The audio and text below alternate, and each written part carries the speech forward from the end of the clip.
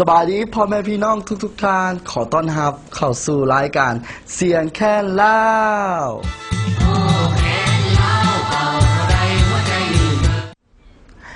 มาพบพ่อกันอีกแล้วเนาะตั้งแต่เวลา 12:30 จนถึง 14:00 เนาะตั้งแต่วันจันทร์จนถึงวันศุกร์กันเลยเนาะและมื้อนี้นี่ก็คือวันศุกร์นั่นเองเนาะวันที่24เดือนพฤษภาคมปี 2013 เนาะซึ่งกงกับขึ้น14ค่ำเดือน6ลาวพศ 2556 นั่นเองเนาะหลายๆคนนี่ก็คงแล้วกำลังกลับจากการปฏิบัติหน้าที่ภารกิจเวียกงานบ่หรือว่าจังซี่หรือว่ากำลังกลับจากการศึกษาเนาะอย่าลืมกันแล้วกันเนาะกดมาได้ที่ช่องลาว PSTV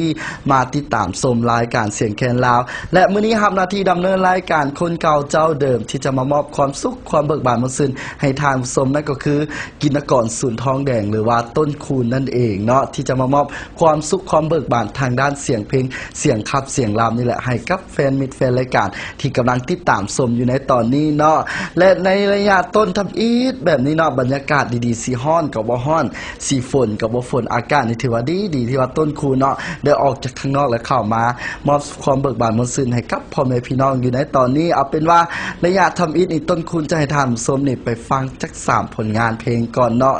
ผลงานเพลงที่ว่าติดค้างไว้แต่นำไอ้หนุ่มป้อมนั่นแหละ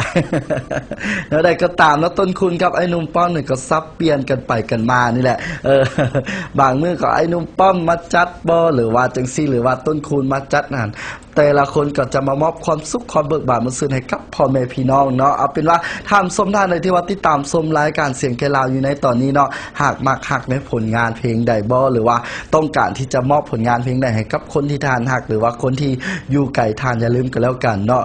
หมายเลขโทรศัพท์ที่ปรากฏขึ้นหน้าจอโทรภาพของทานอยู่ในตอนนี้นั่นก็คือ0302,236นั่นเองอย่าลืมกันแล้วกันโทรกันเข้ามาได้เนาะยังมีไอ้หนุ่มแจ็คคนหล่อนี่แหละถ้ารับสายของท่านผู้ชมอยู่หรือว่าจะส่ง SMS กันเข้ามาก็ได้ทักทายมาก็ได้เนาะผ่าน2เครือข่ายนั่นคือลาวโทรคม1919และก็ ETL 2012นั่นเองเนาะเอาเป็นว่าตอนนี้ให้ท่านผู้ชมไปฟังผลงานเพลง3ผลงานเพลงเนาะ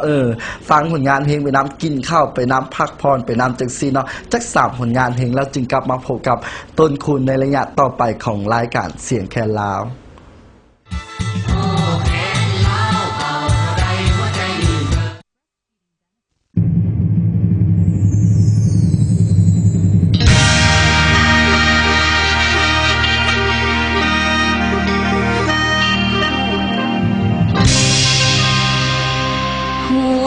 คืนประวัติ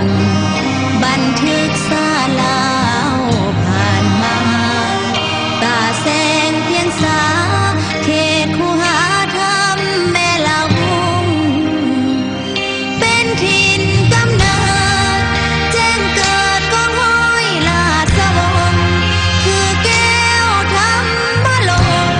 หงใสลักใสแผ่นดิน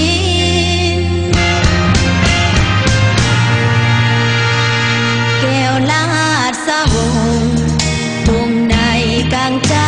คนลาวหลอกหัวใจเขาในเป้าเดียวเกี่ยวซาดแผ่นดินมีแก้วเป็นแยงเป็นแสงไฟส่องทั่วธานีมานิโซแสงสินผู้แผ่นดินหัวพันคนกา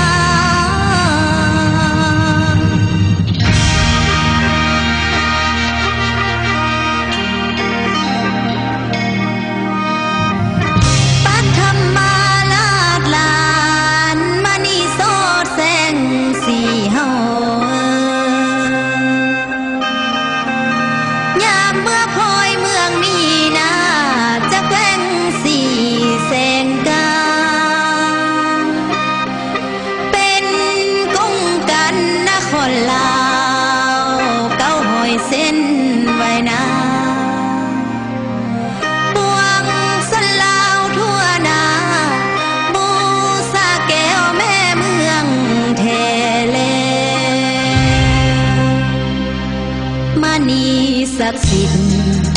สถิตเป็นเสาหลักเมืองดีไล่หุ่งเฮืองมิ่งควันเมื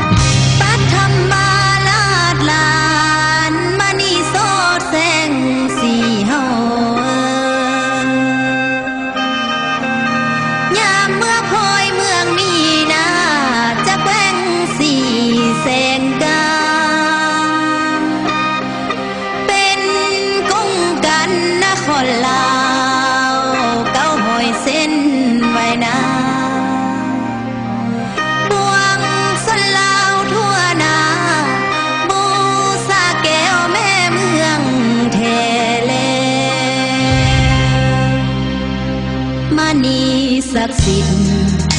สถิตเป็นเสาหลักเมือง